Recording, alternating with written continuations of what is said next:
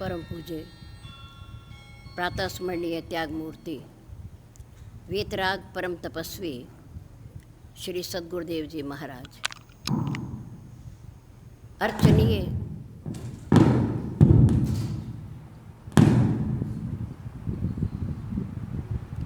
अर्चनीय वंदनीय धर्म स्वरूप पुरुष समाज भक्ति स्वरूपा मात्र शक्ति प्यारी प्यारी प्रातःकाल की शुभ वेला में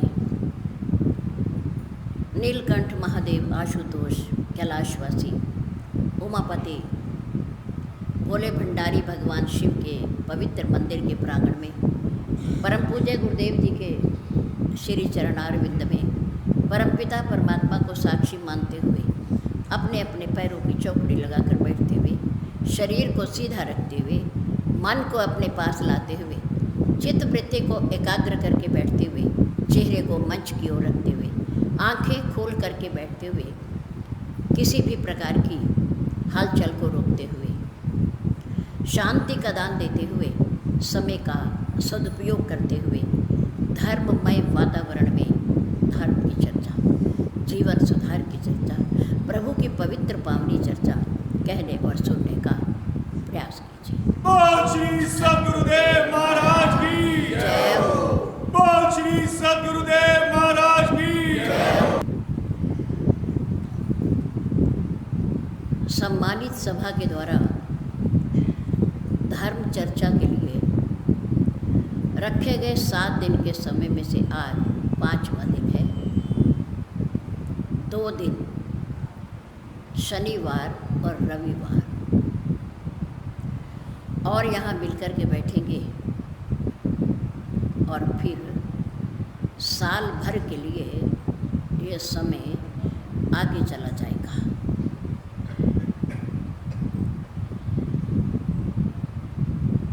क्या भरोसा है इस जिंदगी का, साथ देती नहीं है किसी का। हमारे कुंबर परिवार में हमारी पूज्य माता जी प्रतिदिन कथा सुन रही थी और परसों भी कथा में आई थी।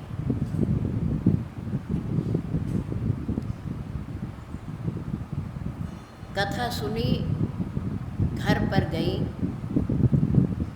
चाय पानी पिया, नाश्ता किया और लेट गई क्योंकि शरीर वृद्ध था, पर फिर भी हिम्मत बहुत रखती थी। हमारे साथ एक बार श्री अयोध्या जी, श्री चित्रकूट, बनारस यात्रा पे चली गई और हाथ में स्टिक रखती थी, डंडा रखती थी। हमने सोचा ये शरीर तो वृद्ध है, कमज़ोर भी हैं थोड़ी, पर चलेंगी कैसे? वहाँ तो दूर दूर तक पैदल भी चलना पड़ता है, सीढ़ियाँ भी चढ़नी पड़ती है। लेकिन उनका संकल्प और उनका विश्वास इतना था कि वो श्री हनुमानगढ़ी की 80-85 सीढ़ियाँ हैं, वो चढ़ जाती थी बिना सहारे के। जहाँ भी पैदल जाना होता था वहाँ भी चली जाती थी। सीढ़ियाँ कनक भवन में भी हैं, वहाँ भी चढ़ जाती थी। प्रभु के श्री जन्मभूमि में खुद पैदल चलना पड़ता है, वहाँ भी यात्रा कर ली उन्होंने। भगवान का धन्यवाद किया कि दोनों धर्मपत्नी और पतिदेव, हमारे भैया, दोनों सकुशल यात्रा करके घर वापस आ गए। सब कुछ ठीक रहा और परसों तक भी ठीक था। कथा में आ रही थी, उनकी हिम्मत है। जवान नहीं निकलते घर से, जिनके पास शक्ति है वो नहीं निकलते घर से। ऐसा थोड़ी है कि शुगर मिल में लड़के नहीं है नौजवान, लड़कियां नहीं है नौजवान। या विवाहित पुत्र वधुएं नहीं हैं, बहुत हैं, पर भावनाएं नहीं हैं। मन में सत्संग के प्रति प्रेम नहीं है, चाह नहीं है, इच्छा नहीं है। अब वृद्ध तो आ रहे हैं, मैं देख रही हूँ 5 दिन से, लेकिन नौजवान घर बैठे हैं। कितनी खराब बात है। बल्कि नौजवानों को जिनका समय है उन्हें सुनना चाहिए। और हम तो नदी के किनारे के पेड़ हैं,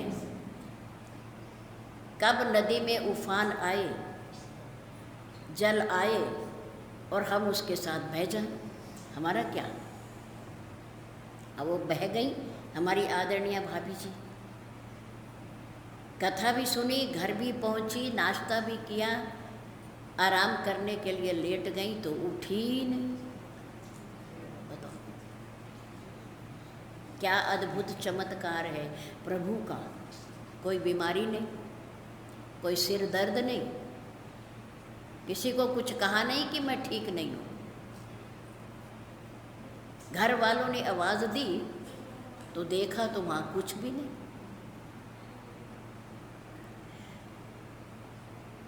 दो दिन पहले हमारे साथ थी, हमारे सामने थी, हमारे पास बैठी थी, और कल और आज कहीं भी नहीं। तो क्या भरोसा है, क्या भरोसा है जिंदगी का। ये साथ देती नहीं है किसी का। ये जब तक समय है तभी तक लाभ उठा लो। जीवन का अच्छा, जीवन का कल्याण, लोक और परलोक का सुधार कर लीजिए। और वो भी सत्संग से होता है। हमें कोई घर में जाकर के श्री रामचरितमानस या श्रीमद् भागवत गीता या श्री गीता जी पढ़ाने नहीं जाएगा। उसके लिए पढ़ने आना पड़ेगा, सीखने आना पड़ेगा।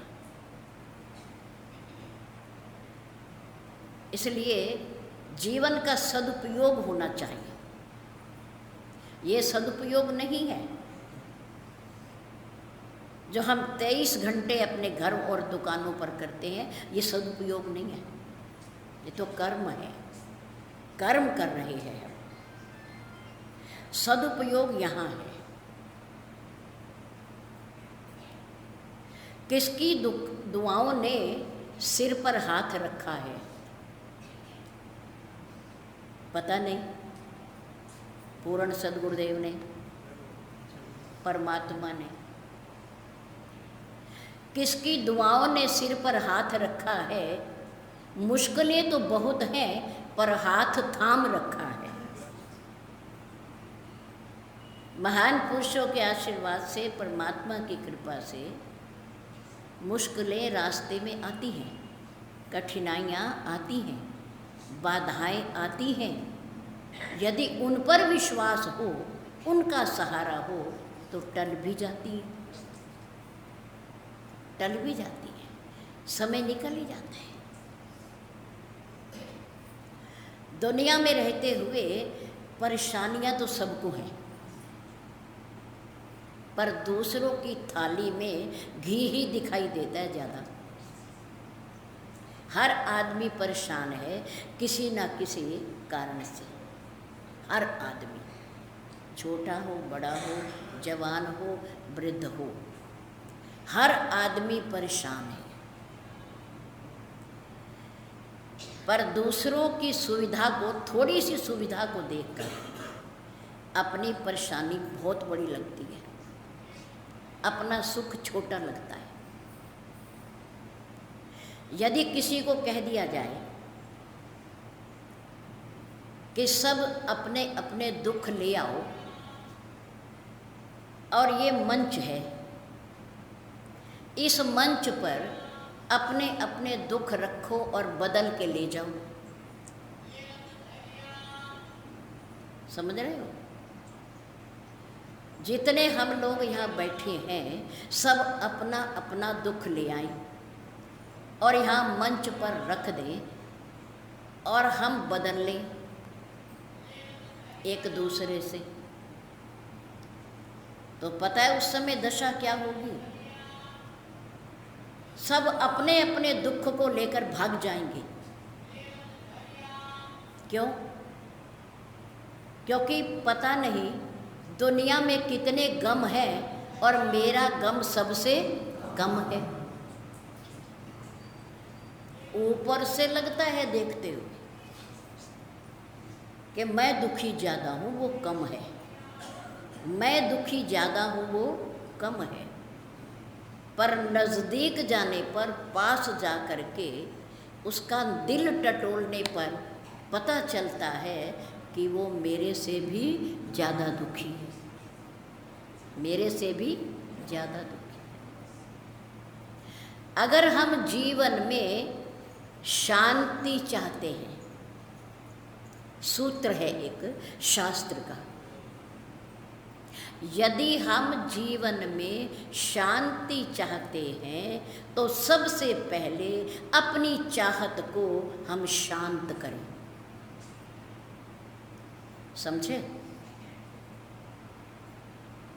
यदि जीवन में हम शांति चाहते हैं तो सबसे पहले और कुछ ना करें, अपनी चाहत को कम करें। चाहत मीन इच्छा, कामनाएं, तमन्ना, तृष्णा, पहले इसे शांत करें तो जीवन में शांति अपने आप बुलानी नहीं पड़ेगी, अपने आप आ जाएगी। बहुत प्रयास करने पर भी, बहुत प्रयास करने पर भी अगर सफलता नहीं मिल रही तो रास्ते बदलिए, सिद्धांत ना बदलिए। बहुत गहरी बात है। बहुत परिश्रम करने के बाद, मेहनत करने के बाद, प्रयास करने के बाद भी यदि हम अपने कार्य में सफल नहीं हो रहे हैं तो शास्त्र कहता है भले आदमी रास्ता बदल ले, रास्ता बदल ले। हमने यहाँ से किसी अन्य स्थान पर जाना है, मान लो दिल्ली जाना है हमने, तो दिल्ली जाने के कई रास्ते हैं, कई रास्ते हैं। हम इस रास्ते से गए, मेरठ वाले रास्ते से, वहाँ कांवड़ की यात्रा चल रही थी, उन्होंने बंद लगा रखा था कि इधर से नहीं जाइए। हमने प्रयास किया, हाथ जोड़े, जाने दीजिए, हम इतनी दूर तो आ ही गए हैं, अब हमारी मंजिल तो आने ही वाली है। उन्होंने कहा नहीं, आदेश है, इधर से नहीं जाना। तो क्या हम ये इरादा करके आ जाएं कि आज हम जाते ही नहीं, और जाना जरूरी है, आज हम जाते ही नहीं, तो क्या हम वापिस आ जाएं? नहीं, आप शामली की तरफ से जाइए। अगर उधर से भी रुकावट है तो फिर भी आप निराश ना होइए, परेशान ना होइए, एक रास्ता और है, आप इधर करनाल की तरफ से चले जाइए। तो क्या बदला आपने?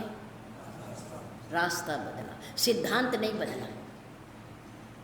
जाने का मन नहीं तोड़ा आपने, जाने का इरादा नहीं बदला, लेकिन रास्ता बदला।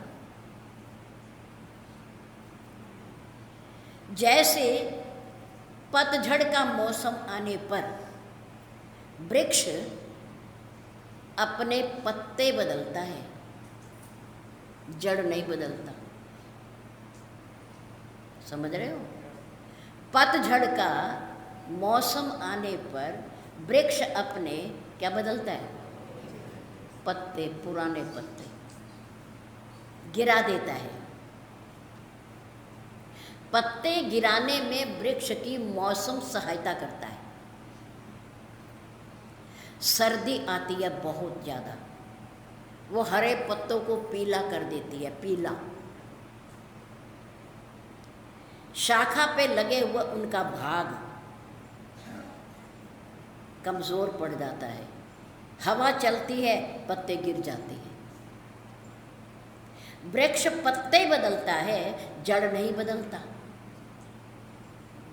अगर वृक्ष अपनी जड़ बदलने लग जाए तो उसका अस्तित्व ही खत्म हो जाएगा, अस्तित्व ही खत्म हो जाएगा।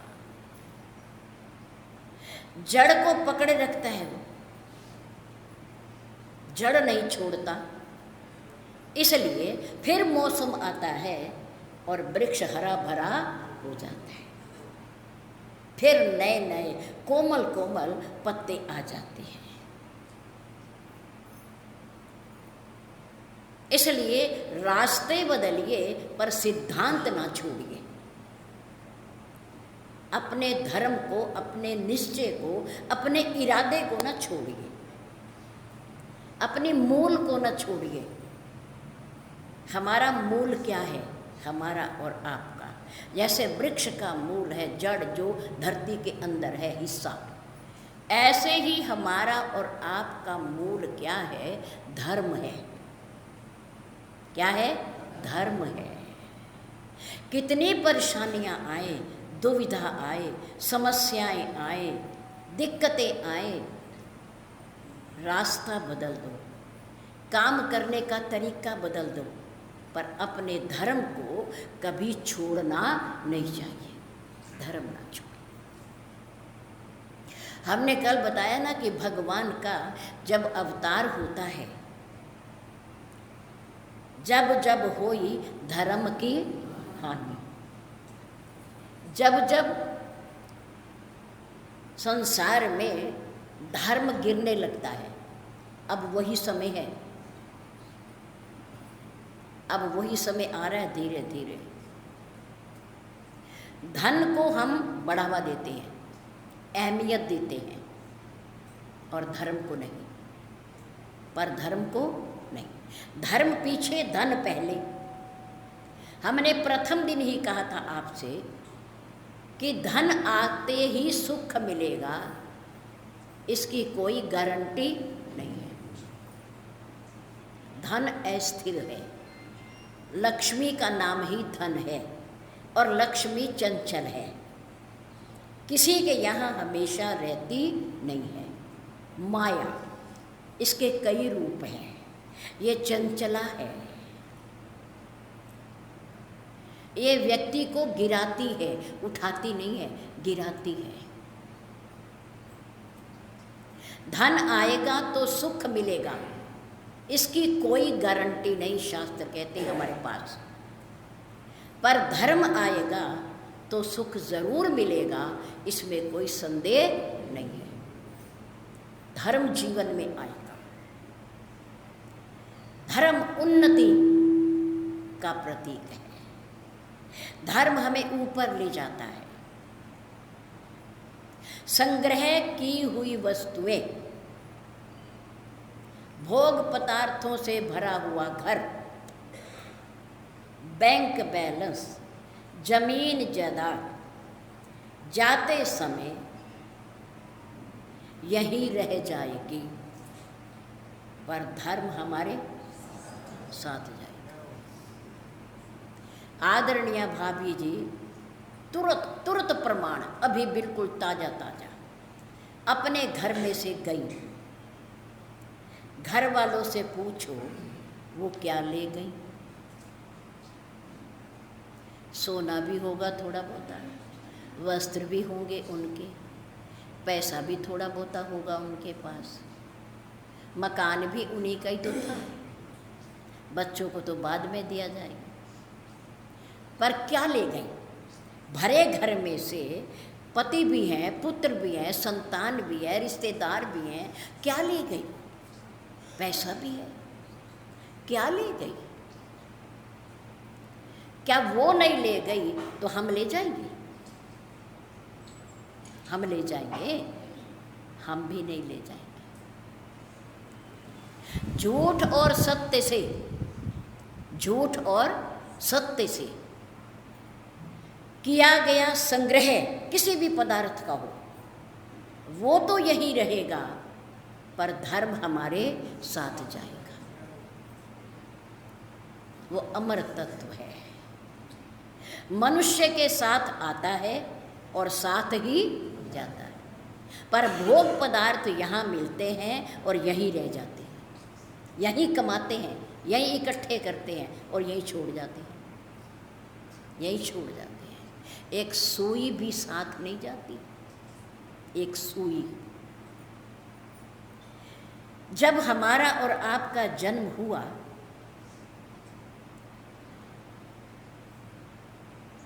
कैसे हुआ? कोई साथ में वस्त्र आया? कोई चीज आई? नहीं आई, नग्न रूप में आया।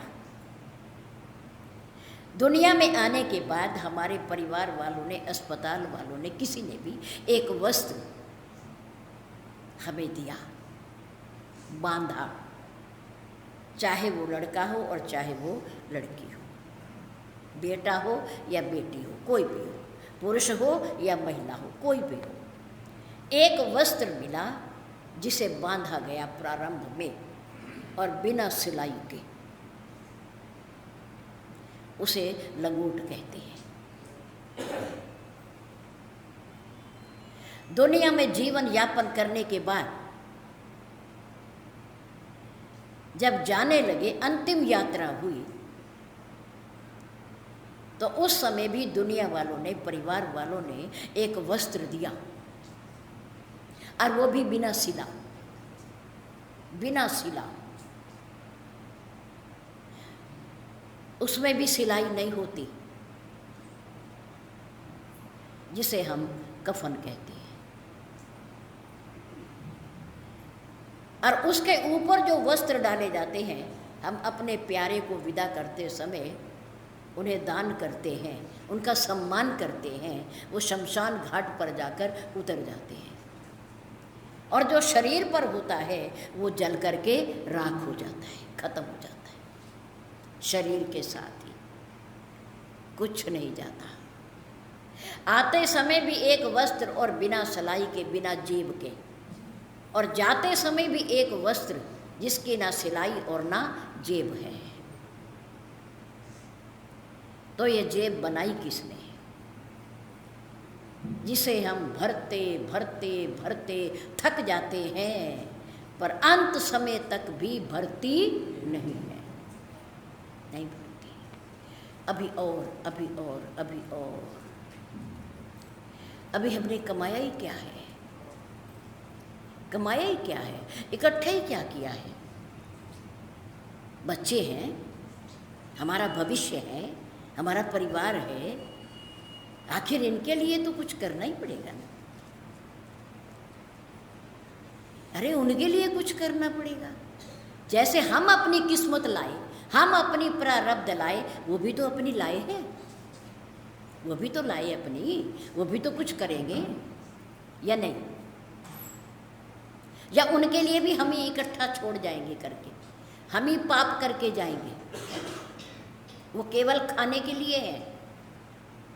कर्म उनके भी हैं, वो भी आए हैं दुनिया में, वो भी करेंगे, उनकी प्रारब्ध भी है, उन्हें भी ईश्वर देगा है।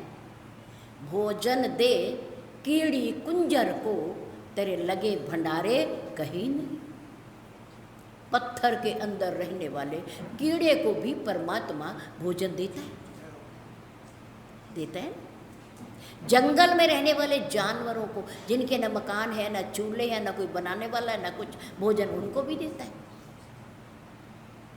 छोटे से छोटे जीव को भी भोजन देता है और बड़े से बड़े जीव को भी भोजन देता है। कितना विशाल काय होता है हाथी, परमात्मा पेट उसका भी भरता है, सबको देता है। उन्हें तो विश्वास है पर हमें इंसान होते हुए परमात्मा पर विश्वास नहीं है। सदगुरुदेव महाराज की जय। हमें विश्वास नहीं है, उन्हें विश्वास है। अपने आप देगा ईश्वर, देगा। जिसने पैदा किया है वो देगा, देगा। पर हमें विश्वास नहीं। हम इंसान हैं, हम मानने वाले हैं परमात्मा को, पर हमें विश्वास नहीं है। इस धरती पर ये धर्म की हानि है। ये जो ऐसे कर्म हम कर रहे हैं, ये धर्म की हानि है। धर्म हमारे पीछे आ गया और कर्म हमारे आगे आ गए, और उन्हीं को आगे भोगना भी। याद रखो, काहू न को सुख दुख कर दाता, निज कृत कर्म भोग सब भ्राता। हे भाई, अपने अपने कर्मों का भोग सब भोग रहे हैं जो हम करके आए हैं। ना किसी को कोई दुख देता है और ना किसी को कोई सुख देता है। बेटा हो, बेटी हो, दामाद हो, पुत्र वधू हो, कोई किसी को दुखी या सुखी नहीं करता। सब हम अपने कर्मों से, हमने कभी किसी के साथ ऐसा कर रखा होगा जो अब हमारे साथ हो रहा है। इसलिए परेशान होने की ज़रूरत नहीं है। धन्यवाद किया परमात्मा। हे ईश्वर, इतने में निपटा ले, इसी जन्म में निपटा ले। जो सजा देनी है दे ले, आगे ना फिर भोगना पड़े, आगे ना भोगना पड़े। किसी भी कर्म को करते हुए, छोटा या बड़ा, दुकान पर बैठे, फैक्ट्री में बैठे, घर में हो, मातृशक्ति है, पुरुष समाज है, बच्चे हैं, कोई भी है, किसी भी कर्म को करते समय 10 बार सोचो। जिनके लिए संग्रह कर रहे हैं वो अपने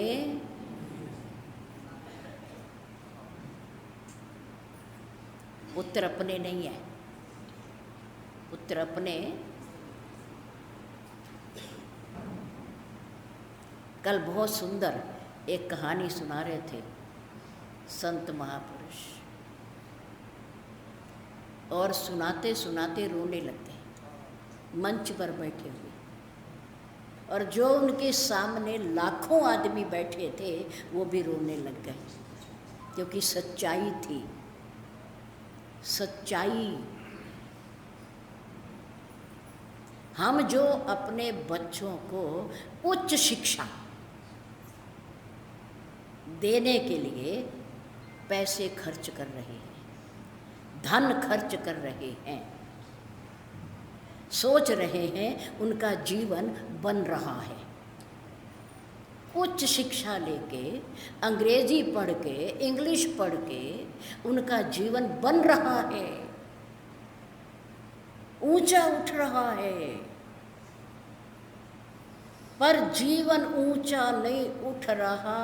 वास्तविकता तो ये है कि उनके जीवन का पतन हो रहा है, पतन हो रहा है। उच्च शिक्षा प्राप्त करने के लिए बच्चा घर नहीं रहना चाहता, समझ लो। उच्च शिक्षा प्राप्त करके बच्चा घर रहना नहीं चाहता।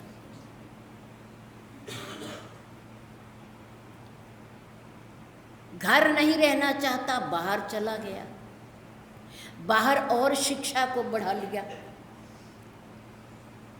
और मित्रों का, कई मित्रों का संग भी मिल गया, और सोचा कि घर से बाहर हूँ, देश में हूँ, अब देश से भी बाहर जाऊँ, क्योंकि मैंने ऐसी शिक्षा प्राप्त कर ली है, ऐसी डिग्री मेरे हाथ में है, मैं देश से भी बाहर जा सकता हूँ, अधिक पैसा कमा सकता हूँ, कमा सकता हूँ। विदेश चला गया, विदेश चला गया, हमारे से हजारों मीलों की दूरी पर हो गया, हजारों मीलों की दूरी पर।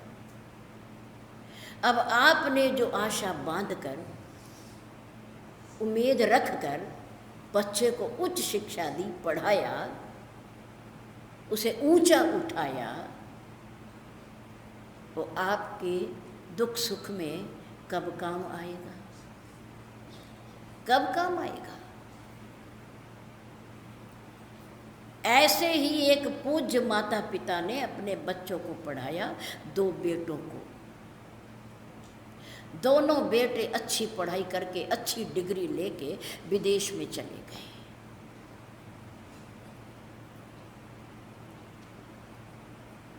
विदेश में चले गए, पिता की अच्छी नौकरी थी, उन्होंने परवाह नहीं की, शरीर चल रहा था।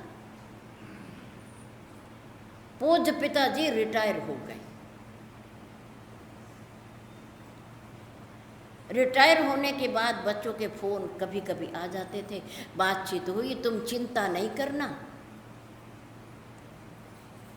हमारे पास पैसा है गुजारे के लायक, तुम चिंता नहीं करना, कोई बात नहीं। धीरे धीरे पैसा भी था, पेंशन भी मिलती रही, गुजारा होता रहा। जब तक शरीर में शक्ति थी, काम करते रहे, चलाते रहे। आपस में पति पत्नी वफादार साथी होते हैं। हमारे गुरुदेव कहते थे, पति और पत्नी जवानी में कितनी भी लड़ाई हो, आपस में कितनी भी ठने, कुछ भी हो, लेकिन अंत में बुढ़ापे में ये एक दूसरे के वफादार साथी होते हैं, एक दूसरे के दुख सुख को समझते हैं, सहायता करते हैं एक दूसरे की। ये अक्सर घरों में देखा जाता है। शरीर पर बुढ़ापा आ गया तो अनेक बीमारियां भी आ गई, क्योंकि बुढ़ापा बीमारियों का घर है, आती है, ना चाहने पर भी आती है। और ऐसी बीमारियां आती हैं कई जिनका इलाज भी नहीं होता, ठीक भी नहीं होती, वो साथ ही जाती हैं। माता जी बीमार रहने लग गई तो पुत्र को फ़ोन किया, बड़े बेटे को, देखो बेटा तुम्हारी माता जी बीमार रहने लग गई हैं, कभी आके तुम इन्हें देख जाया करो, आखिर तुम उनके पुत्र हो, वो तुम्हारी माँ है। जब बच्चा पास आकर के, बैठ करके, दुलार करके माँ से हाल चाल पूछता है तो माँ को जवानी याद आ जाती है, माँ उठ के खड़ी हो जाती है। कितनी भी बीमार हो माँ कहेगी बेटा पानी लाऊं, कुछ खाने को लाऊं, तुझे भूख लगी होगी, अच्छा चाय बना लूं तेरे लिए, एक कप मैं भी पी लूँगी। माँ की ममता होती है। पिताजी ने कहा बेटा तुम उनके पुत्र हो, तुम्हारी माँ है, आखिर थोड़ा समय निकाल करके उन्हें मिल जाया करो। बेटे ने कहा पिताजी परिवार को देखना पड़ता है ना, यहाँ भी तो परिवार है ना, बच्चे भी हैं, और आपकी पुत्र वधू भी है, धर्म पत्नी, उसी से समय नहीं मिलता, नौकरी से ही नहीं मिलता समय। आपको पैसे की ज़रूरत होगी तो मैं भेज दूंगा, कोई बात नहीं। पिताजी ने कहा चलो अच्छा। धीरे धीरे और समय नज़दीक आया शरीर का, तो एक दिन माँ अस्पताल में दाखिल हो गई। पिताजी ने दोनों बेटों को फ़ोन किया, बेटे तुम्हारी माँ हॉस्पिटल में दाखिल है और बीमारी ज़्यादा है, इलाज चल रहा है, आ जाते तो अच्छी बात थी। बेटों ने कहा देखो पिताजी कोई बात नहीं, आप अस्पताल में इलाज कराओ उनका, आप हो ना उनके साथ, कोई बात नहीं, मैं पैसे भेज रहा हूँ। पिताजी चुप हो गए। ये हमारी और आपकी कहानी है, ये उनकी कहानी नहीं है। जिनके पुत्र पास होकर के भी आज्ञाकारी नहीं है, समय पर सहायता नहीं करते, माता पिता को नहीं पूछते, उनकी सेवा नहीं करते, कुछ भी ना हो पर 2 बोल मुंह के अगर बच्चा माता पिता से बोल लेता है तो माता पिता की छाती चौड़ी हो जाती है। खुश हो जाते हैं, उनके जीवन के दिन बढ़ जाते हैं। पिताजी चुप हो गए बेचारे, अस्पताल में इलाज होने लगा। डॉक्टर्स लोगों ने जवाब दे दिया, वो घर ले आए।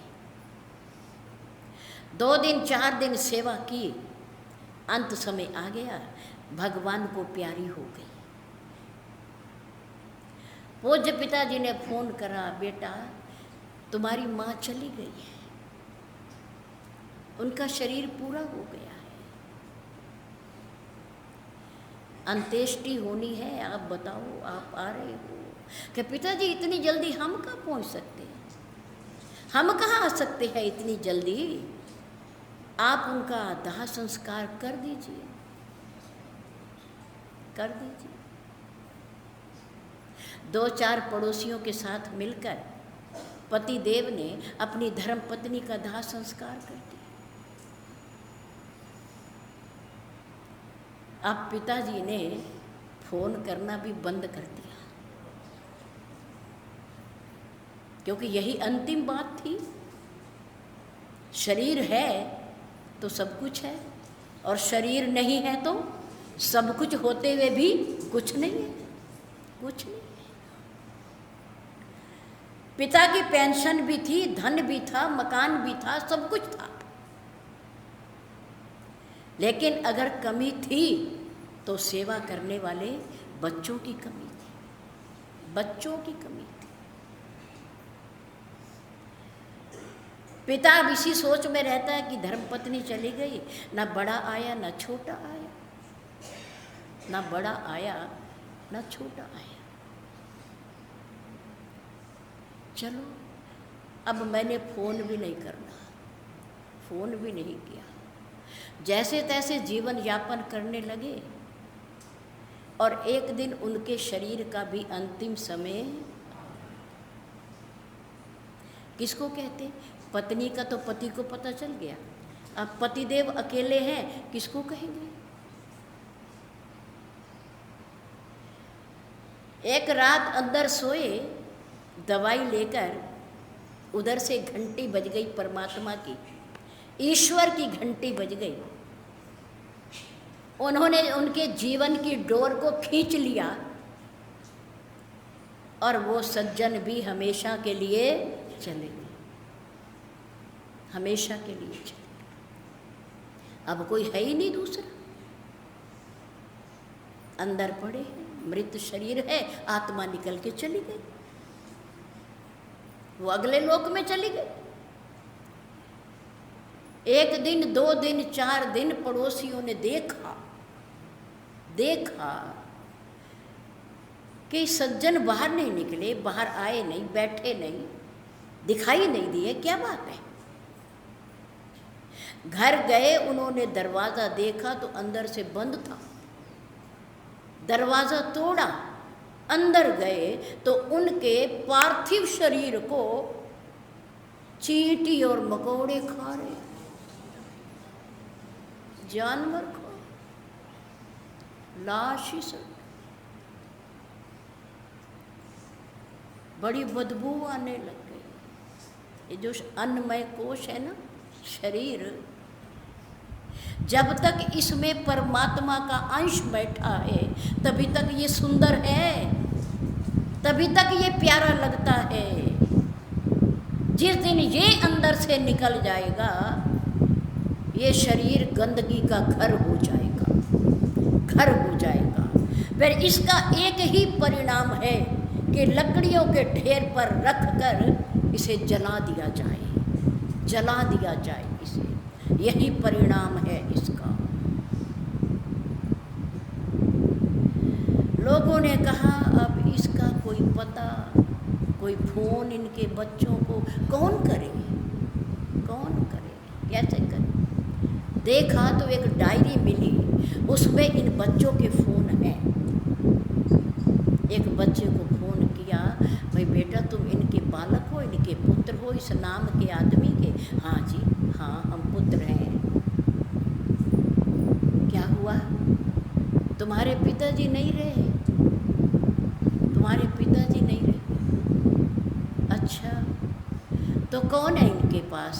कोई भी नहीं। क्या करें? ऐसा है कि आप इनका दाह संस्कार कर दीजिए, जितना पैसा लगेगा मैं भेज दूंगा, मैं भेज दूंगा। परमात्मा ना करे, ईश्वर ना करे, किसी के बच्चे का कहीं कुछ दुर्घटना हो जाए, एक्सीडेंट हो जाए और उनके माता पिता को पता चले, तो सत्य कहती हूँ कि माता पिता कितनी भी दूर हो, वो कहेंगे हम आ रहे हैं, हम आ रहे हैं, इन्हें उठाओ, हम आ रहे हैं, आप चिंता ना करना। बेटे को कहेंगे तू चिंता ना करना, जितना पैसा लगेगा हम देंगे, हम आ रहे हैं। और समय पड़ने पर बच्चे, उन्होंने तुम्हें अपने खून से सींचा, उनसे रक्त से तुम्हारी संरचना हुई, तुम पैदा हुए, तुम्हारा जन्म हुआ, और अंत समय पैसे हैं हमारे पास, पैसे से तोला माता पिता को, उनके प्यार को, उनकी ममता को। माता पिता चले गए, ना छोटा आया और ना बड़ा। विचार करो, पुत्र होने का सुख कहाँ है? पुत्र है पर पुत्र होने का सुख नहीं। पढ़ाओ लिखाओ, पैसे खर्च करो, विदेश में भेजो। जब पूछा जाए कि तुम्हारा बच्चा कहाँ है, वो मेरा बच्चा तो ना अमेरिका में है, मेरा बच्चा इंग्लैंड में है, बड़ी शान से। पुत्र है पर काम नहीं आना, सुख नहीं देना, सेवा नहीं करनी, ऐसे बच्चों का क्या है? कड़वा सत्य है। हमारा महिला समाज भी, हमारी बालिकाएं भी अच्छा पढ़ लिख जाती हैं, डिग्री प्राप्त कर लेती हैं, तो वो भी घर नहीं रहना चाहती। देखा है हमने, घर नहीं रहना चाहती। बीए पास करने के बाद तो घर का काम ही नहीं करना चाहती। पता नहीं क्या कर लिया वो, बीए पास कर लिया, क्या कर लिया पता नहीं। 4,000 की नौकरी मिले, 3,000 की नौकरी मिले, 5,000 की नौकरी मिले, बाहर जाना है, घर नहीं रहना, घर वालों की सेवा नहीं करनी, गृह कार्य नहीं करना, भोजन नहीं बनाना, बर्तन नहीं मांजने, ये नहीं करना। स्कूल में जाकर के गुलामी करनी है, गुलामी करनी है, चाहे वो पैसे ला करके अपने बर्तन मांजने वाली को दे दे, सफाई वाली को दे दे, और अपने वस्त्रों पे खर्च कर दे, पर घर वालों की सेवा नहीं करनी है। गृह कार्य इतने हैं, सच मानो मेरी माँ, मेरी बहनों, गृह कार्य इतने हैं, अगर रसोई में मेरी माँ, मेरी बहन, मेरी भाभी घुस जाए तो सारा दिन ना निकल पाए, सारा दिन ना निकल पाए, इतने कार्य हैं। फिर घर की सफाई का है, फिर घर वालों के बच्चों के वस्त्र हैं, फिर उनका सामान है, फिर आने जाने वालों का स्वागत है, आतिथ्य सत्कार है, कितने काम हैं, हमें फुर्सत ही नहीं। पर आजकल के समाज को फुर्सत ही फुर्सत है, इसलिए कहती है बस एक या दो, हम दो हमारे दो। अब आगे तो नारा आ रहा है कि हम दो ही रहें तो अच्छा है, एक आ जाए तो आ जाए, वरना एक भी नहीं चाहिए। अभी तो हम आराम फरमा रहे हैं, अभी तो हम कुछ देख रहे हैं, अभी तो हम खुद खा पी रहे हैं, आनंद ले रहे हैं, आनंद ले रहे हैं। अरे जो यहाँ आनंद है ना, वो वहाँ जाके दंड है। परमात्मा के यहाँ जाके वो दंड है, वो दंड है, वो सजा है, सजा है। याद रखो, हमारे ऊपर 3 ऋण हैं जो हम जन्म लेते ही लेकर आते हैं। जन्म लेते ही लेकर आते हैं, 3 ऋण हैं। नंबर 1 देव ऋण, नंबर 2 मातृ पितृ ऋण, नंबर 3 आचार्य ऋण। 3 ऋण हमारे पास जन्म लेते ही हमारे पास आ जाते हैं। ऋण कहते हैं कर्जा। ऋण का अर्थ क्या है? कर्जा। 3 कर्जे हर मनुष्य अपने जन्म के साथ लेकर के आता है। देव ऋण, ये जो हम संसार के पंच भौतिक सुविधाओं को हम भोगते हैं। धरती के अंदर से जल निकलता है, पेड़ हमें शुद्ध हवा देते हैं, हरियाली देते हैं, शीतल छाया देते हैं।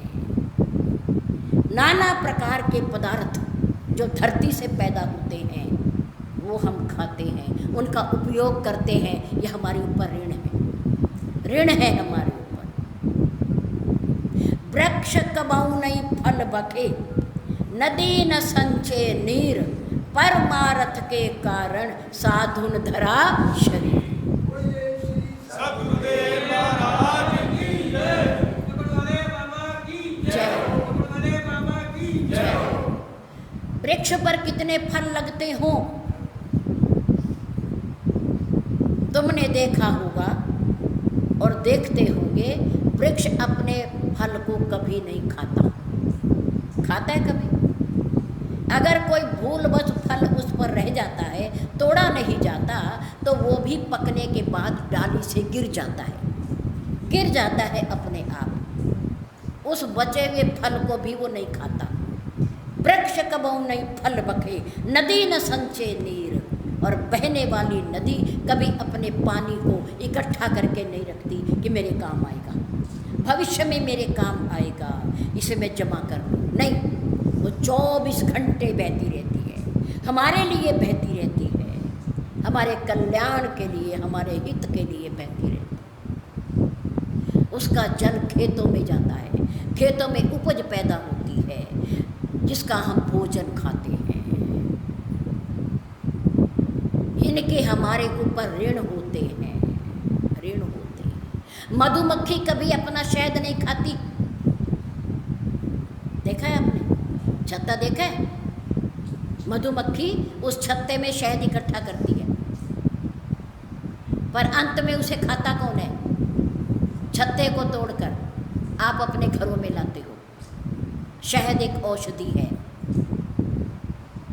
बहुत बढ़िया, आयुर्वेद में दवाई का काम करती है। शहद की मक्खी कितने परिश्रम से शहद इकट्ठा करती है, पर स्वयं नहीं खाती। हमारे लिए फूलों के अंदर से उठने वाली खुशबू किसके लिए है? हमारे लिए है। फूल अपनी खुशबू कभी अपने पास नहीं रखता। इन सब की वस्तुएं, धरती जो अनाज उत्पन्न करती है वो अपने आप नहीं खाती, उसे हम खाते हैं दूसरों के लिए। तो ये हमारे ऊपर ऋण चढ़ा रहे हैं, ये हमारे ऊपर कर्जा चढ़ा रहे हैं, हमें ये सब कुछ देकर, हमारा लालन पालन करके।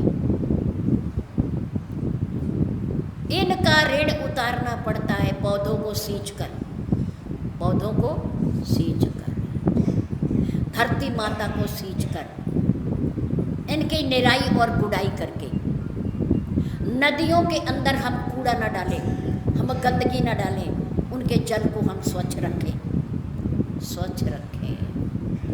वृक्षों का लालन पालन करें, उन्हें बेवजह बिना कारण कभी ना काटें, क्योंकि इनके अंदर भी जीव होता है, आत्मा होती है। जड़ भले ही दिखाई देते हो पर चेतन है, बढ़ते भी हैं, फल भी लगते हैं, फूल भी लगते हैं, और फल बड़े भी होते हैं और समय आने पर ये बूढ़े भी होते हैं, ये गिर भी जाते हैं, सूख भी जाते हैं। इन्हें भी कभी नहीं काटना चाहिए। हरे पेड़ को काटने का बहुत बड़ा पाप होता है, बहुत बड़ा पाप लगता है। कभी ना काटो। फल दे रहा हो तब भी और ना दे रहा हो तब भी। शीतल छाया तो देगा ही, वो तो देता ही रहेगा।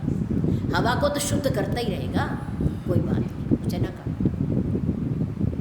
ऐसे ही मातृ पितृ ऋण, माता पिता जन्म देते हैं हमें, हमारा लालन पालन करते हैं, हमारी पढ़ाई लिखाई करते हैं, हमारी ब्याह शादी करते हैं और दुख में हमारा साथ भी देते हैं। इनका भी ऋण है हमारे ऊपर, इनका भी ऋण है। आचार्य ऋण, गुरुदेव का ऋण, विद्यालय में पढ़ाने वाले गुरुजनों का ऋण, जिनसे हमें ज्ञान मिलता है, भौतिक शिक्षा मिलती है, आध्यात्मिक ज्ञान मिलता है। वो हमसे बदले में लेते कुछ नहीं, उनका भी हमारे ऊपर ऋण है। और इन ऋणों को उतार के जाना चाहिए, उतारने का प्रयास करना चाहिए। ऋण को साथ लेके नहीं जाना चाहिए। और अगर लेकर के चले गए तो डंके की चोट पर, शास्त्रों की भाषा में, उस ऋण को देने के लिए फिर धरती पर आना पड़ेगा। जो ऋण नहीं लेके जाता वो मुक्त हो जाता है, याद रखो। जो ऋण नहीं लेके जाता, उतार के जाता है, वो मुक्त हो जाता है, उसका आवागमन मिट जाता है, उसे फिर नहीं आना पड़ता। ये हमारे ऊपर ऋण है। माता पिता की सेवा करना, आज्ञा का पालन करना हर पुत्र का, हर बेटे का परम कर्तव्य है, परम कर्तव्य। कर्तव्य ही नहीं, परम कर्तव्य है। एक दिन शिकायत हमें समय से नहीं होगी, जमाने से भी नहीं होगी, अपने आप से शिकायत होगी कि हमारे पास सब कुछ था, हमारे पास सब कुछ था, समय भी था, सद्गुरुदेव भी थे, सत्संग भी था, सेवा भी थी, सुमिरन भी था, सब कुछ था। पर सब कुछ होते हुए हम दुनिया में उलझे रहे और कुछ कर ना सके। ये शिकायत किससे होगी? किससे होगी? अपने आप से होगी कि कोई कमी नहीं थी, माता पिता ने कोई कमी नहीं दी, गुरुजनों ने कोई कमी नहीं छोड़ी, अपनों ने हमेशा साथ दिया। लेकिन कमी हमारी रही कि समय भी था, जीवन भी था, शरीर में शक्ति भी थी, सद्गुरुदेव भी थे, सेवा भी थी, सिमरन भी था, सत्संग भी था, लेकिन हम कर नहीं पाए। ये शिकायत किससे है? अपने से है। तो क्यों ना समय रहते रहते इस शिकायत को दूर कर लिया जाए,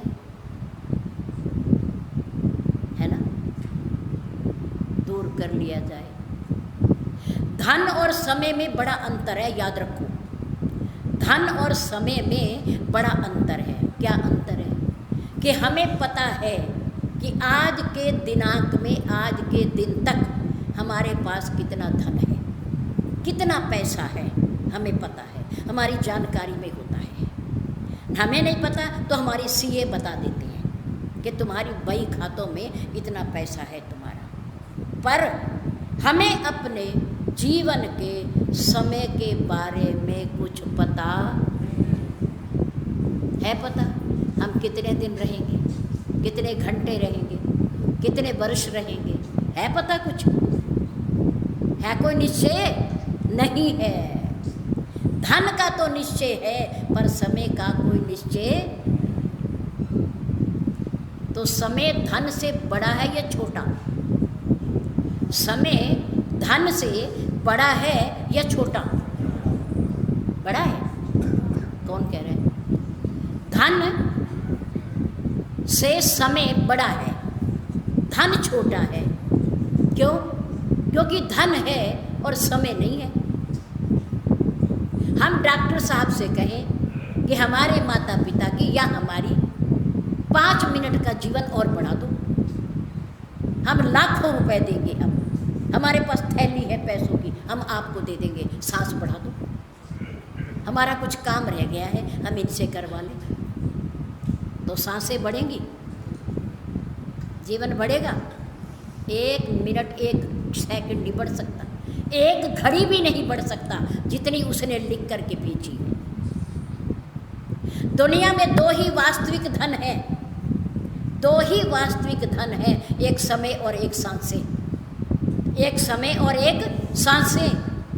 और याद रखो, दोनों निश्चित, दोनों निश्चित है, समय भी निश्चित है और सांसें भी, और सीमित है, सीमित है, गिनती की है। समय भी निश्चित है और सांसें भी निश्चित है, और ये दोनों सीमित है। बढ़ाना चाहो तो बढ़ नहीं सकते, इसलिए इनकी कदर करो, इनका सदुपयोग कीजिए, परमात्मा का धन्यवाद कीजिए जिसने ये दिया है समय और सांसें। जितनी समय तक है, जितनी सांसें हैं, उनको परमात्मा के लेखे लगा लें, ईश्वर की तरफ मोड़ लें, ईश्वर की तरफ, समय का सदुपयोग हो जाएगा। तो राजा बाली धरती पर गिर गया। कैसे? कैसे गिरा? राम जी का बाण लग, सुग्रीव ने नहीं गिराया। किसने गिराया? राम जी के बाण ने। एक बाण ने, दूसरा बाण नहीं मारना पड़ा, एक ही बाण। भगवान राम ने कहा सुग्रीव से, सुन सुग्रीव, मैं मारी हूँ बाली ही, एक ही बाण। और सुन ले आगे की बात, अगर तेरा भाई बाली ना ब्रह्मा जी की, शंकर जी की, भगवान विष्णु जी की शरण में भी अगर बचाव के लिए चला जाएगा तो उसके प्राण बचेंगे। नीचे वाली पंक्ति में कह दिया भगवान राम ने, सुन सुग्रीव, मैं मारी हूँ बाली ही, एक ही बाण, दूसरा बाण भी नहीं उठाऊंगा। ब्रह्म रुद्र शरणागत, गए न उबरे प्राण, गए न उबरे प्राण। इनकी शरण में भी चला जाएगा तो भी आज उसके प्राण बचने वाले। मैं एक ही बाण से काम कर दूंगा, दूसरा उठाना ही नहीं पड़ेगा। कितनी शक्ति है भगवान के पास। जिस परमात्मा ने सृष्टि बनाई उसे बाण मारने की जरूरत क्या है? वो संकल्प कर दे तो सृष्टि खत्म। जिसने बनाई, जिसने निर्माण किया, बच्चे ने खिलौना बनाया रेत से, अंदर पैर दे के घर बनाया, झोपड़ी बनाई, पहले बच्चे बनाते थे, यही तो खेल होते थे। जब बच्चा उठने लगा तो बच्चे ने उसे लात मार दी, झोपड़ी खत्म, खिलौना खत्म। ऐसे ही जगदाधार परम पिता परमात्मा हम सब खिलौनों को बनाने वाला है। अगर वो बैठा बैठा संकल्प ही कर ले तो ये खिलौने सब धराशायी, सब खत्म हो जाएंगे, एक भी नहीं रहेगा। ऐसा परमात्मा कह रहा है कि मैं बाली को एक बाण मारूंगा और वो खत्म हो जाएगा। वो तो संकल्प कर दे तो बाली खत्म हो जाए, पर लीला, विश्व के लीला मंच पर अभिनय नाटक मेरा राम कर रहा है, इसलिए बाण मारना पड़ेगा। सुग्रीव के साथ किया हुआ व्रत प्रतिज्ञा निभानी पड़ेगी। बाली बाण लगते ही गिर गया। अब बाली सोचने लगा, सुग्रीव के पास तो बाण है नहीं, इसके पास तो गदा है और मेरी छाती में बाण लगा है, बाण आया कहाँ से? इतने में प्रभु राम प्रकट हो गए पेड़ के आगे से। बाली ने देखा, ओ तो आप हो, छिप के मारने वाले मुझे आप हो। हाँ, मैं ही हूँ। हृदय प्रीति हृदय प्रीति। राम को देखते ही, उनका दर्शन करते ही बाली के हृदय के अंदर गुस्सा तो बहुत था, क्रोध तो बहुत था कि मुझे छुप के बाण मारा। क्यों मारा? मेरा दोष क्या है? मेरा कसूर क्या है? क्यों मारा मुझे? मेरा अपराध क्या है? क्यों मारा मुझे बाण?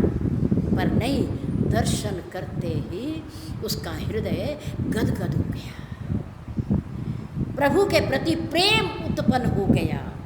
हृदय प्रीति अति वचन कठोरा, बोला चितई राम की ओरा। राम की ओर देखता हुआ कठोर वचन बोला। हृदय में प्रेम है और वाणी में कठोरता है, वाणी में कठोरता है, क्योंकि शिकायत है, शिकायत है, उलाहना है कि मुझे क्यों मारा।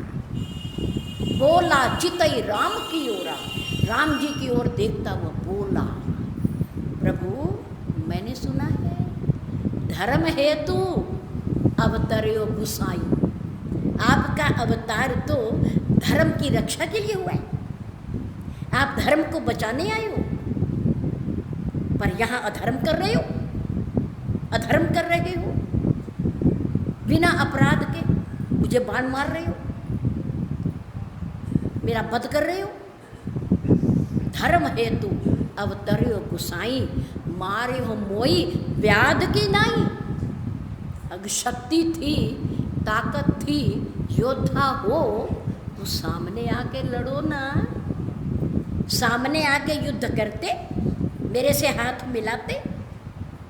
पर राम को पता है कि बाली को आशीर्वाद है, वरदान है कि इसके सामने जो भी योद्धा लड़ने आएगा उसका आधा बल बाली के पास आ जाएगा। प्रभु ने कहा अगर मैं सामने इसके जाता हूँ, इसे बाण से मारता हूँ, तो मेरा बल भी इसके पास चला जाएगा, ये बलशाली हो जाएगा, फिर ये मरने वाला नहीं रहेगा। इसलिए मेरे राम ने पेड़ की ओट ली बाली का वध करने के लिए, ओट में खड़े होकर के बाली को बाण मारा और निशाना चूका नहीं, सफल हो गया, बाली की छाती में आकर लगा।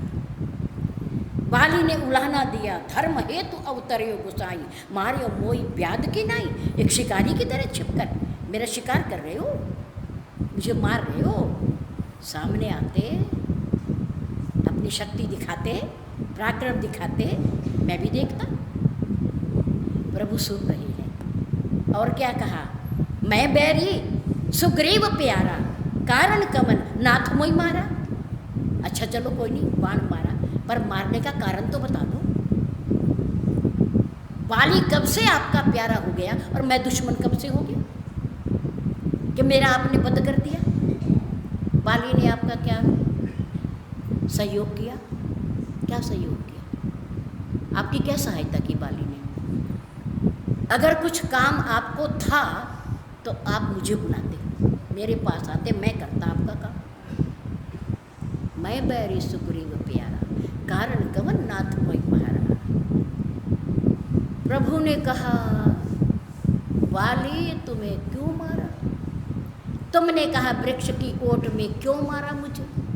ये वृक्ष नहीं है, ये तुझे दिखाई दे रहा है, ये वृक्ष नहीं, ये तेरे कर्म है। क्यों? क्योंकि वृक्ष कर्म का प्रतीक होता है।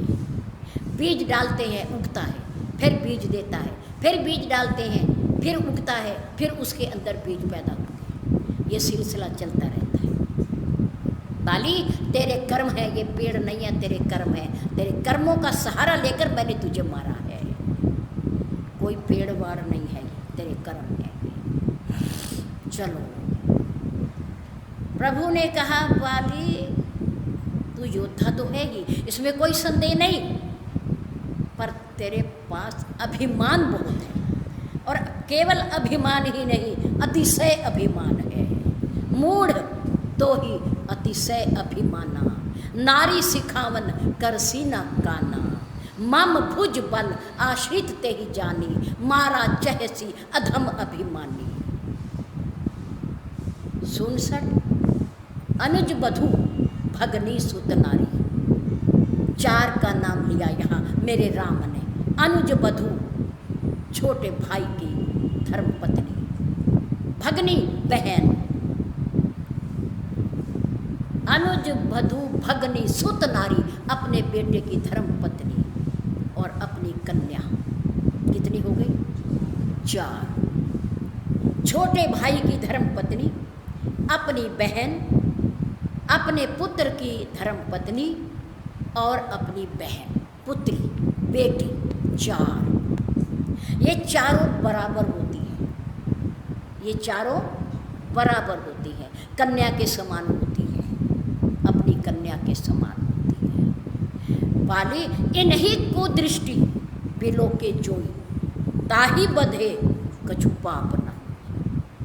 इनके प्रति जो बुरी नज़र रखता है, जो बुरी दृष्टि डालता है, बहुत बड़ा पाप है, बहुत बड़ा पाप। इनको मारने से मारने वाले को पाप नहीं लगता, नहीं लगता। इनको मारना चाहिए, बंद कर देना चाहिए। इन पर किसी की कुदृष्टि भी पड़े तो उपयोग करना तो बहुत दूर की बात है, कुदृष्टि भी नहीं डालनी चाहिए, बुरी नज़र से भी नहीं देखना चाहिए इन चारों को। ये पाप तुमने किया है, तुमने किया है, अपने छोटे भाई सुग्रीव की धर्मपत्नी को अपने पास रखकर। और तुम्हारी धर्मपत्नी साध्वी देवी, गुरमुख, सत्संगी, ज्ञानवान तारा ने तुम्हें महलों में समझाया या नहीं? समझाया। ना जाओ, आज ना जाओ, आज लड़ने ना जाओ, पर तुम्हें इतना अभिमान अपनी भुजाओं पर, अपनी वीरता पर, कि तुम परिचय पा करके भी तुम लड़ने के लिए मैदान में आ गए। मूड तो ही अतिशय अभिमाना, नारी सिखामन कर सी न काना। बात ही नहीं सुनी तूने अपनी धर्मपत्नी की? वो मंत्री होती है घर की, मंत्रणा देती है समय समय पर अच्छे रास्ते पर चलने की, अच्छे काम करने की, माननी चाहिए उसकी। तुमने नहीं मानी। और माम भुज बल आश्रित ते ही जानी, मैंने सुग्रीव के गले में अपनी माला डालकर भेजा, और तेरी धर्मपत्नी ने बताया आज सुग्रीव के पीछे कोई शक्ति है, उससे मत लड़ने जाओ। जिसकी मैं रक्षा करने वाला हूँ उसको तुम मारना चाहते हो? 3 लोकों में उसे कोई नहीं मार सकता जिसे मैं बचाना चाहूँ, जिसकी रक्षा मैं करूँगा। बाली के प्रश्नों का उत्तर भगवान राम ने दे दिया। अब बाली निरुत्तर हो गया और प्रभु से बोला कि प्रभु, आपके सामने मेरी चतुराई और चालाकी चलने वाली नहीं है। अब मैं हार गया और आप जीत गए, आप जीत गए। पर एक बात बता दो कि प्रभु, अजहु मैं पातकी, आपके हाथों बंद होने के बाद, आपका दर्शन करने के बाद, आप साक्षात मेरे सामने खड़े हो, मैं आपको देख रहा हूँ, आप मुझे देख रहे हो, मैं आपसे वार्तालाप कर रहा हूँ, क्या इतना कुछ होने के बाद भी अब भी मैं पापी हूँ? मैं पापी हूँ? प्रभु आगे बढ़े, आगे बढ़े, बाली के पास गए। सुन अति कोमल वाणी, मेरे राम ने अंत समय में बाली की अति प्रेममयी और कोमल वाणी सुनी तो परसा शीश सरोह रूपानी, उसके शरीर को अपने हाथों से स्पर्श किया, आशीर्वाद दिया और कहा, बाली अचल करूं तन राखूं प्राणा। जीना चाहते हो और रहना चाहते हो दुनिया में? अचल करूं, तेरे शरीर को मैं अचल कर दूंगा, कभी मरेगा ही नहीं है, कभी इसकी मृत्यु ही नहीं होगी।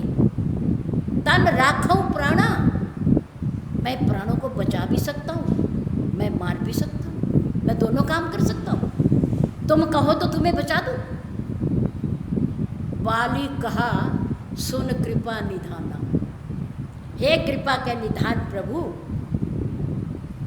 अब मैं और जीना नहीं सकता। बाली कहा सुन कृपा निधाना, जन्म जन्म मुनि यतन कराही, अंत राम कही आव। सो मम लोचन, सो मम लोचन गोचर आवा।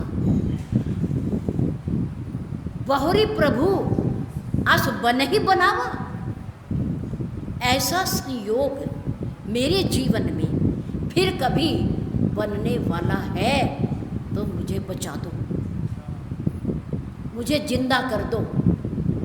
अगर फिर कभी ऐसा संयोग न बने कि शरीर छूट रहा हो, प्राण निकल रहे हो, आप मेरे पूरे के पूरे मेरे सामने खड़े हो, मुझे दर्शन हो रहे हो पार ब्रह्म परमात्मा के, अगर ऐसा संयोग फिर ना बनना हो तो अब मुझे मरने दो, अब मुझे जाने दो। प्रभु ऐसा अस प्रभु बहुरी बन ही बनावा, ऐसा फिर कभी संयोग बनने वाला नहीं है कि बाली मर रहा हो, प्राण छोड़ रहा हो, परलोक जा रहा हो और परमात्मा सामने खड़ा हो। कभी ऐसा होता नहीं हुआ और आगे भी नहीं होगा, मुझे पता है। इसलिए आप मुझे जाने दो। मेरे राम ने एक भाई की रक्षा की और एक भाई का वध किया। क्यों? क्योंकि सुग्रीव धर्म के रास्ते पर था और बाली अधर्म के रास्ते पर था। वो अभिमानी था लेकिन सुग्रीव सरल था। इसलिए दुनिया में अगर कुछ ग्रहण करने की तत्व है तो वो धर्म है, धन नहीं है। धन थोड़े दिन का है लेकिन धर्म शाश्वत है, धर्म चिरंतर है, धर्म हमेशा है। हम हैं तो भी धर्म है और हम नहीं हैं तो भी। इसलिए अपने धर्म की रक्षा करना हमारा परम